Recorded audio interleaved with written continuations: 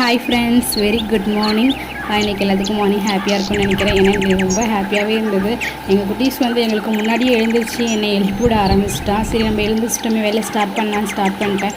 அப்புறம் பார்த்திங்கன்னா அவங்க அப்பாவை போய் அவன் கும்பிடுத்துட்டு இருந்தான். அவங்க அப்பா காலை பிடிச்சி இழுத்துக்கிட்டே இருந்தான். அப்புறம் அவரை தூக்கி வச்சு கொஞ்சிட்டு இருந்தாங்க. நானும் சமையல் வேலை எல்லாத்தையும் முடிச்சுட்டு அவரையும் நான் ஆஃபீஸ்க்கு அனுப்புனதுக்கப்புறமா வீட்டை ஒதுங்க வச்சு க்ளீன் பண்ணிவிட்டு கூட்டிட்டேன்.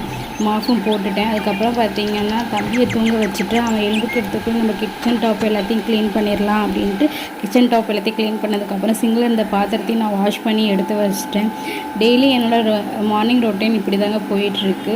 மார்னிங் நான் சமைச்சு அவர் அனுப்புறதுக்குள்ளே நான் இவன்கிட்ட படாத பாடுபடுவேன். ஏன்னா சமைக்கவும் விட மாட்டான். தூக்கம் சொல்லி ரொம்பவே இது பண்ணிகிட்டே இருப்பான். ஆனால் எங்களுக்கு அதுவும் ஹாப்பியாகவே இருக்கும். அவன் ரொம்பவே வாழ்த்தனம் அதிகமாக இருக்கும். அவன் ரொம்ப அவங்க அப்பா செல்லமாக தான் இருப்பான். என்கிட்ட அதிகம் ஒட்ட மாட்டான்.